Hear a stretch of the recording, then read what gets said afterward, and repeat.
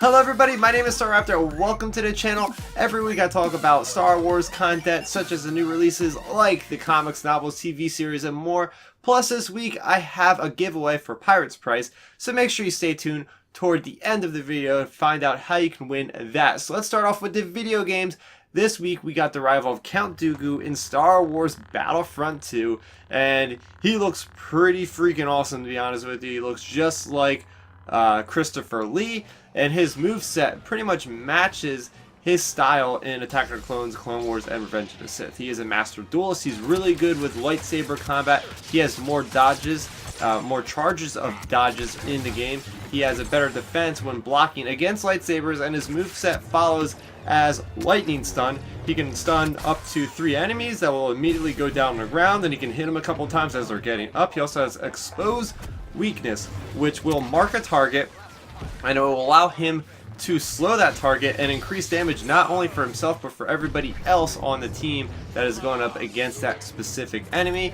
And finishing up his moveset is with duelist, so he does the thing with the sword in front of his face, the lightsaber, and he goes into a different kind of form technique where he has quicker attacks but they hit harder. Not only did we get Count Dooku in the game, but we also got the release of Geonosis in blast modes, as well as arcade and heroes versus villains. So overall, it was a pretty decent update. I think Count Dooku is a great character to play as. Like I said, he works really well against other lightsaber wielding foes. I was a little let down that we didn't get any other appearances with him in this update. EA has said that they are coming out with that later on, and it did push back the Coruscant guard skin, unfortunately, until February, which is going to be a huge update because in February we are getting Anakin Skywalker as well as that huge large-scale game mode that they've been teasing for months now. So that's what's going on in Battlefront 2 right now. So moving on to comics, we have Star Wars issue number 60. This is part 5 of The Escape. Love that cover design with Creel and Luke Skywalker going at it with lightsabers. So the last issue picked up, we had the characters of Sergeant Creel and Star Squadron arriving on Hubin. They find out the location of the rebels.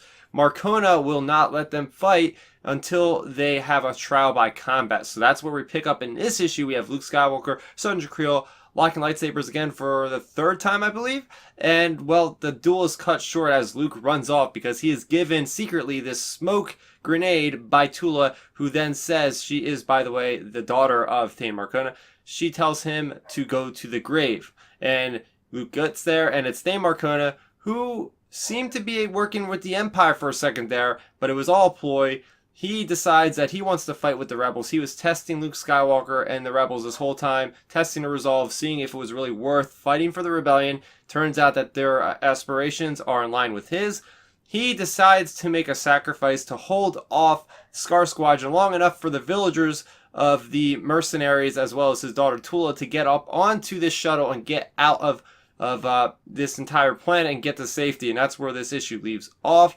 I did like Thane's last stand. I thought this guy was a really cool character. It sucks that he has to sacrifice himself, but it does make his overall journey great. And I do want to learn more about what he did, what job he did for the Empire, because it says he felt very sorry about what he did, the mission that earned him the planet of Hubin, for his people to be an isolationist colony. So he did something large that gave information to the Empire, probably of the rebels in some place. So I want to know what happened with that, but I do like how he went out fighting. I think he might have killed somebody in Star Squadron, or at least wounded him with his blaster.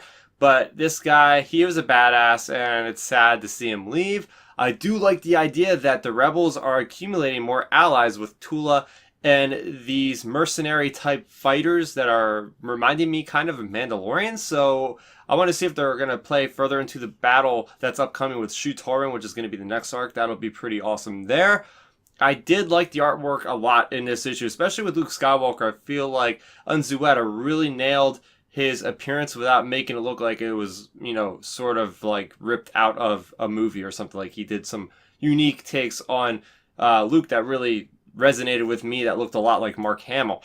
Moving over to the things I didn't like about this issue, my problems overall with the Star Wars series is Star Squadron, right? So I feel like these guys are the villains of the week type characters at this point. We've seen them 3 times now, and they seem to just keep getting beaten and beaten and beaten by the rebels and getting foiled and foiled again. And this time it was the absolute worst, especially when the other people really don't do anything. It's just Sergeant Creel that really has any action whatsoever that had any kind of meaning. And the worst part was it was a total cop-out. Like, you have Luke just running away. Like, I feel like the third time is a charm for most things, and we should have seen Luke Skywalker kill Creel. And even Creel tells even Marcona tells Creel that, hey, if I didn't intervene with giving him the grenade to get out, you would have been dead. So I really would like to see some losses in Star Squadron at least, or maybe a crushing victory against the rebels to really make these guys stand out, because right now they were great in that one issue that they had that introduced them all,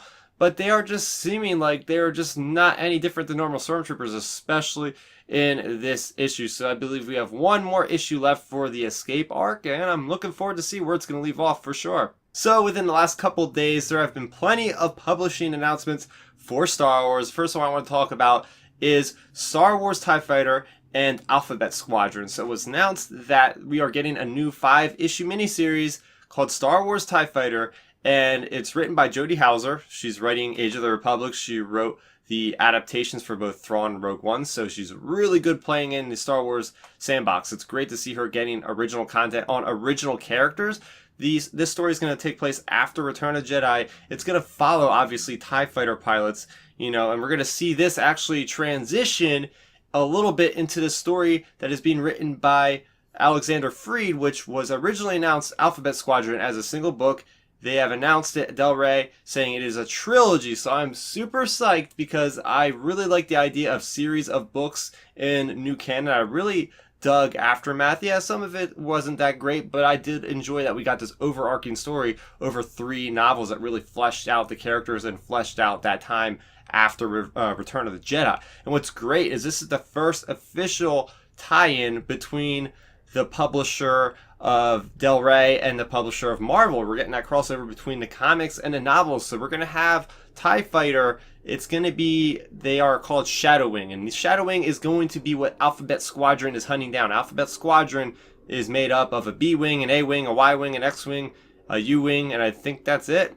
So you have these different kind of pilots, and they're going to be coordinating and going after Shadow Wing. So we're going to learn about Shadow Wing before we see them probably in Alphabet Squadron, which comes out in April. So I'm all for them developing series that are overlapping, especially we're getting new characters. This is really exciting. We're getting all these new characters. The leader of the Alphabet Squadron is called Irika. And another really cool thing I learned is that Harrison Dula, the New Republic general, is who is going to be tasking Alphabet Squadron with hunting down these malicious remnants of the Empire. I'm not sure where this takes place, if it's going to take place after the Battle of Jakku. I would love to see the Battle of Jakku from their eyes. And being this is written by Alexander Freed, I made the speculation earlier that maybe on the U-Wing they will be transporting Twilight Company. Why not bring back the old story that Freed wrote, which I really enjoyed, and I feel like it's a very underrated story. So if you're looking forward to Alphabet Squadron, you want to learn more about that kind of writing style that Alexander Freed writes with,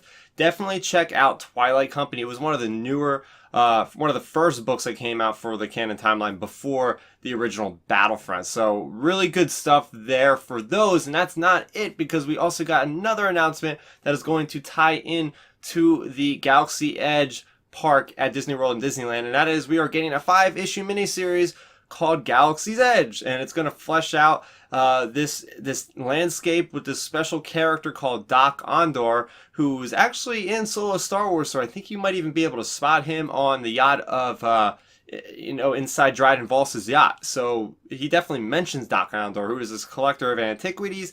This story is also going to involve the First Order. It's also going to involve an adventure with Han and Chewbacca, which had to do with something that would affect later in the future. So that's really exciting that we're going to be able to see these locations. We already dabbled a little bit in Batuu and Black Spire Outpost when it came to Throne Alliances, which is an excellent book. I have my review on the channel right now. Plus the recently released Pirates Price. And speaking of Pirates Price, I will be doing a giveaway starting today, and it will last until February 7th. You have basically 2 weeks from the moment this goes live to just simply retweet my pinned tweet, which will be a link to this very video. And that's all you have to do. Just make sure you live in the United States and you're 18 or older, and the rest of the directions and the rest of the rules are in the comment section below. So good luck to everybody, because this was a really fun book, and I have my review. You could check that out right now. So a really fun book about Hondo, about Han and Chewie, and about Hondo trying to get the Falcon on multiple occasions from Han and Chewie, and just a bunch of mayhem, as you can expect with a character like Hondo Anaka.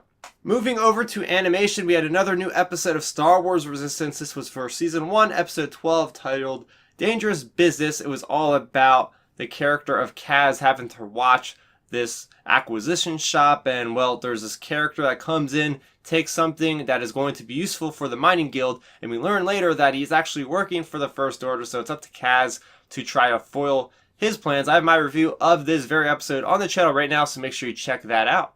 Moving over to my question of the week, it comes from friend of the show, James M., the Crazy Gamer Historian 1999 at Robin McCormick. He asked me on Twitter, Q&A, would you love to see Star Wars Detours?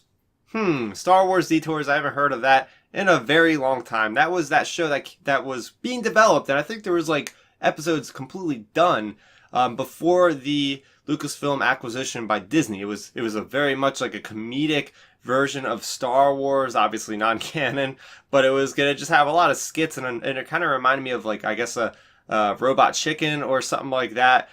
Just a spoof of Star Wars, but done really well. And actually one of the characters, or one of the actors from that, is actually one of the characters in Star Wars Resistance, so that is kind of interesting crossover. Would I like to see it now? I think now might be an okay time to release, because I think Lucasfilm was very hesitant on releasing it at the time of the acquisition, because Star Wars was just getting ramped up again. The last thing they wanted to do was put some funny show out that would detract, I guess, from the overall creative original content of Star Wars. They wanted to ramp up with The Force Awakens and all. But now, since we are several years removed from that, I think, especially with the Disney Plus platform launching, I think it's a great time maybe to put it out there, just to have more content for people to watch, more content for people to get drawn to buy in on the service, because we're going to have the Clone Wars, we're going to have Mandalorians most likely launching.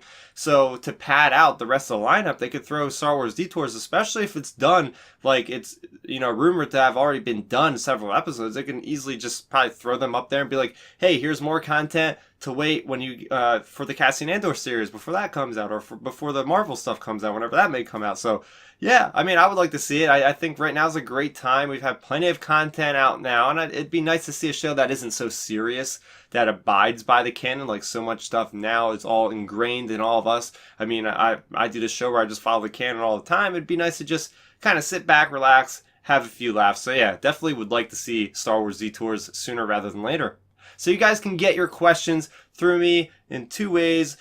Star Wars Weekly, you can hashtag that, send that to me on Twitter, or you can just simply hashtag Star Wars Weekly in the YouTube comments in the comment section below. So next week, you guys can look forward to Solo Adaptation issue number 4, Dr. Aphra issue number 28, as well as Star Wars Adventures issue number 17. So you guys looking forward to more content in Star Wars Battlefront 2? Have you been playing the prequel content such as Geonosis with Obi-Wan and with General Grievous and with the just released Count Dooku?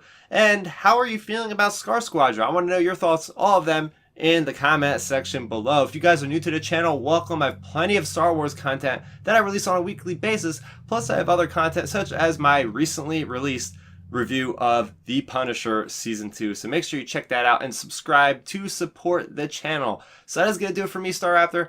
Thank you guys so much for watching, and may the Force be with you always. Thanks for checking out the video. Please hit that thumbs up symbol. It helps me know that I'm making content that you guys enjoy. And if you enjoyed this video, I also include 2 videos down below you guys should check out. And please consider subscribing to this channel. It helps support me, and it notifies you guys of when I get new videos up on the channel. You can also contact me on Twitter, Facebook, and Instagram at Starrapter.